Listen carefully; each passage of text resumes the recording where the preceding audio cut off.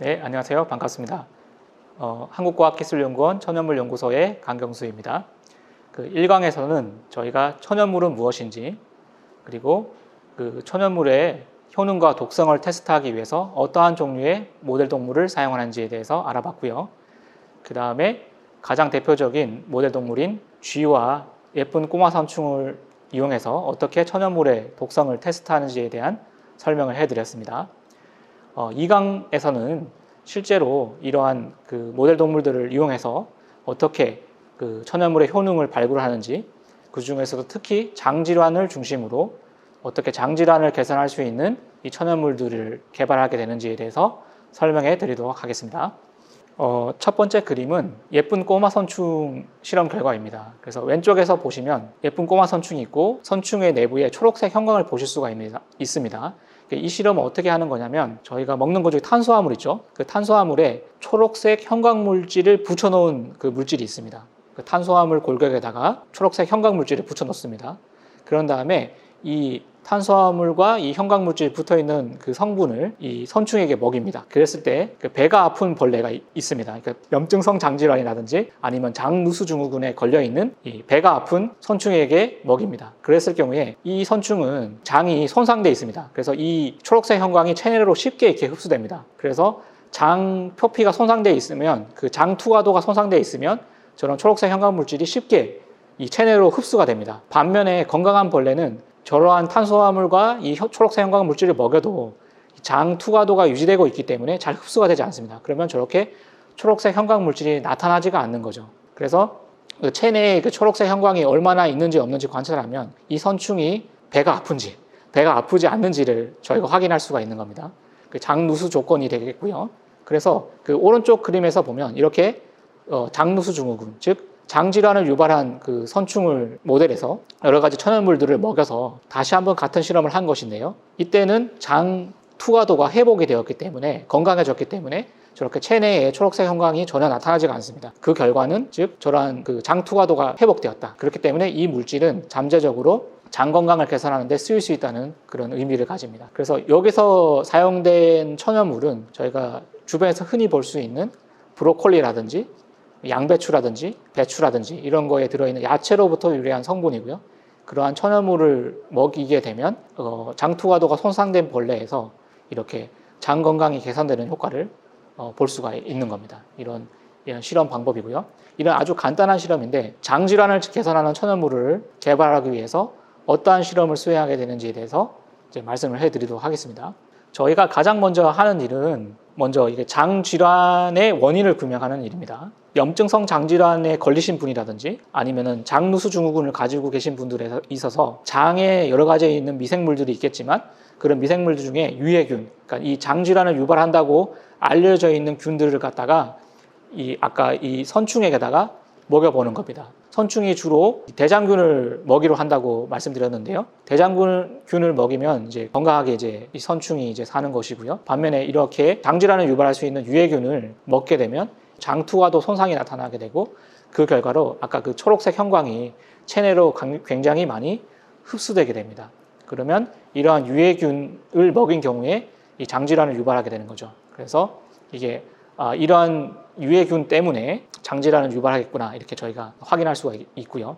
그래서 이러한 모델을 통해서 장질환을 유발하는 유해균들을 저희가 선발해내게 됩니다. 그 다음에 유해균 중에 왜 그럼 유해균의 어떤 성분 때문에 이렇게 장질환을 유발하게 되는지가 규명해야 되는 부분이겠는데요. 먼저 저희가 할 수 있는 방법은 그 유해균 그 자체를 먹이는 방법이 있고요. 유해균을 배양을 하면서 그 유해균이 내뿜는 그 배양액, 즉 유해균이 내뿜는 어떤 물질들이 있을 겁니다. 성분들이 있을 거고 그것이 이 유해균을 배양하는 배양액에 이렇게 포함되어 있을 겁니다. 그래서 저희가 원심분리라는 방법을 통해서 이 유해균 세포를 분리를 해내고 이 용액 부분, 배양액 부분이죠. 이 두 가지를 분리를 해서 각각을 이제 먹여보는 겁니다. 그랬을 때 살아있는 유해균을 먹이면 이렇게 장누수 상태, 장 투과도가 증가를 하게 되고요.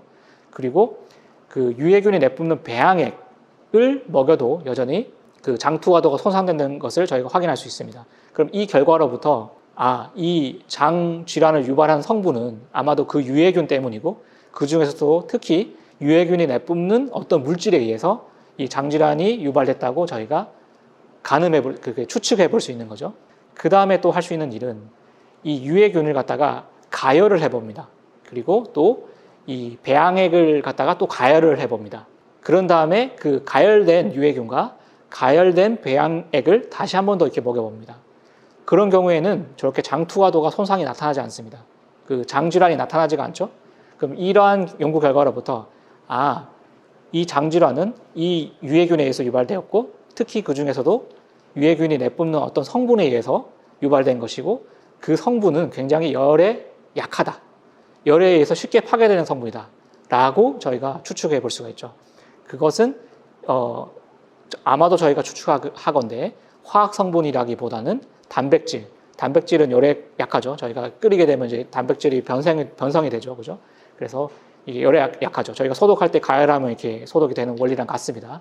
그래서 이러한 간단한 실험을 통해서 아마도 이러한 유해균에 의해서 장질환을 유발하게 되고, 특히 내뿜는 물질, 열에 약한 내뿜는 물질에 의해서 장질환을 유발하겠구나라고 저희가 추측을 하게 되는 겁니다. 이렇게 장질환을 만드는 그런 원인을 먼저 규명을 하고요. 그러면 이렇게 실험 모델이 만들어진 겁니다. 선충을 이용해서 장질환을 만든 거죠. 저렇게 유해균의 배양액을 먹여주면 장투과도 손상이 나타나는 겁니다. 실험 모델이 하나 만들어진 것이고요.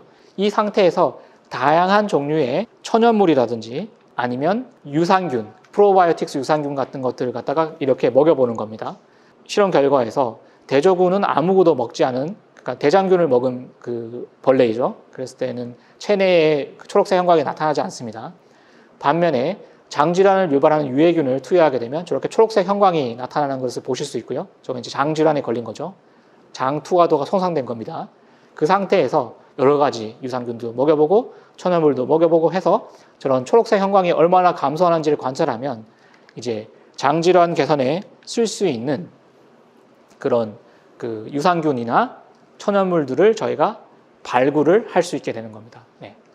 이렇게 이제 아주 간단한 실험으로 저희가 그런 천연물 소재들을 스크리닝 할 수 있게 되고요. 빠르게 저희가 탐색할 수가 있는 것이고, 그래서 이 실험 결과의 경우에는 유산균을 사용한 그 연구 결과인데요. 실험 결과에서 대장균을 먹인 경우에는 초록색 형광이 전혀 나타나지가 않죠. 그리고 장질환을 유발한 경우에 있어서는 저렇게 초록색 형광이 선충의 체내에서 많이 관찰됩니다. 반면에 이때 그 프로바이오틱스 유산균을 먹이게 되면 저렇게 체내에 있는 초록색 형광이 전혀 나타나지 않죠. 그 결과는 이 유산균이 아마도 이 장투과도를 손상되는 것을 막아주었다 라는 결과가 되겠죠. 그래서 저 유산균은 장질환을 개선할 수 있는 후보 물질이 될 수 있는 겁니다. 이렇게 저희가 장질환 개선할 수 있는 천연물 소재를 발굴하기 위해서 이렇게 예쁜 꼬마 선충을 사용해서 이런 실험들을 수행하게 되는 겁니다. 그 다음에 이렇게 소재들을 발굴한 다음에는 어떠한 연구들을 하게 되냐면 마찬가지 방법으로 어떤 식물의 추출물이었다든지 아니면 어떠한 프로바이오틱스 유산균이었다고 하면, 그러면 도대체 이 안에 있는 어떠한 성분 때문에 그런 장 건강 개선 효과를 가지게 되었을까 확인하는 연구를 하게 되고, 그 다음에 이게 살아있는 유산균에서만 효과가 있는 것인지 아니면 죽어도 괜찮은 건지, 이렇게 이런 생균, 사균 이런 효과를 비교하는 그런 연구도 할 수 있을 거고요. 그러면 도대체 이런 물질을 먹었는데 왜 선충의 투과도가 개선되었을까? 그게 왜 그랬을까? 선충의 어떤 면역 기능을 개선한 것인지, 아니면 어떤 항염증 반응을 유발한 것인지, 아니면 도대체 왜 어떤 체내의 경로를 조절을 해서 이러한 장 건강 개선 효과가 있었는지, 그런 작용 원리를 밝히는 그런 연구를 하게 되고요. 그 다음에 또 이것이 이런 연구소 수준뿐만 아니라 이게 상용화되기 위해서는 이러한 천연물을 대량 생산하기 위한 연구, 만약 유산균이라면 이 유산균을 대량 배양해서 이거를 제형화하는 연구, 제품으로 만드는 연구, 요거트를 만들 수도 있을 것 같고, 어떤 타블렛을 만들 수도 있고, 천연물 추출물이라고 하면 알약 제형으로 만들 것인지, 아니면 엑기스 진액으로 만들 것인지, 어떤 그런 제형 연구라든지, 그리고 이것이 상업화되기 위해서는 경제성 있게 이런 걸 생산할 수 있어야 됩니다. 그래서 그런 경제선 연구라든지, 그리고 오늘 설명해드린 그런 이 동물을 이용한 전임상 시험을 수행했겠지만 효능도 있고 독성도 없다는 걸 확인했겠지만, 가장 중요하게 실제로 사람에 있어서 이런 효능이 있는 것인지, 그리고 독성은 없는 건지, 최종적으로는 임상 시험을 수행해서 효과가 있는지를 확인하게 됩니다. 이러한 것들이 그 천연물 제품을 개발함에 있어서 필요한 연구들이라고 할 수 있겠습니다. 특히 그 장 건강을 개선했는데 그 작용 원리는 무엇일까, 이런 것들을 이제 연구를 하게 되는데요. 그 사례를 한번 보여드리겠습니다.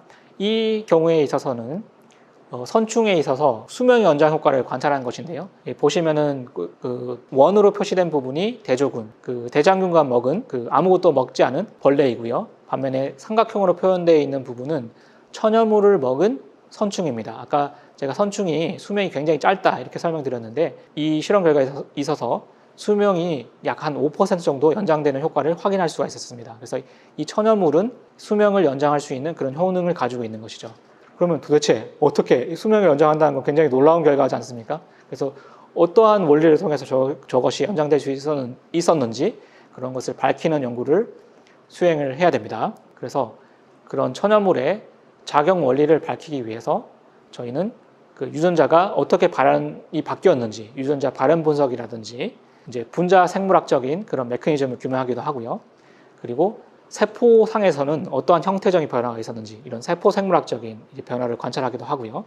이렇게 해서 이제 이 천연물이 그 실제 동물의 유전자 발현에 어떤 영향을 주었는지, 이런 것들을 관찰하는 그런 연구들을 수행을 하게 됩니다. 그리고 저희가 이게 그 분자 유전학적인 그 작용 원리를 규명하기 위해서 유전자가 결손되어 있는 돌연변이체를 이용한 연구를 하게 되는데요. 아까 보여드린 그 대조군과 천연물이 있는데, 천연물을 투여한 경우에 수명이 이제 5% 정도 연장되는 효과를 볼 수 있었습니다. 이때 이것은 야생형, 그러니까 그냥 정상적인 그 벌레를 가지고 한 실험이고요. 그 오른쪽에 보는 그림은 이 벌레에 있어서 특정 유전자, 여기서는 NRF2라는 그 유전자가 없는 벌레인데, 그런 유전자가 없는 벌레에서 같은 실험을 해보면 이런 수명 연장 효과가 없어집니다.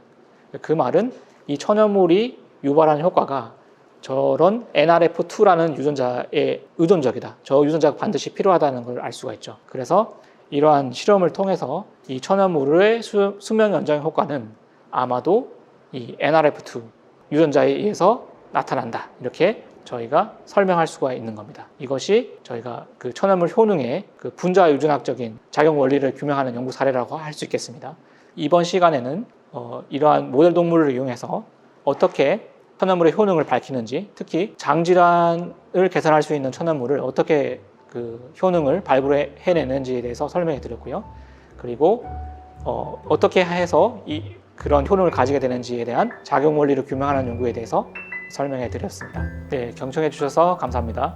지금까지 천연물로 인류의 행복을 드리고 싶은 한국과학기술연구원 천연물연구소에 근무하는 강경수였습니다. 감사합니다.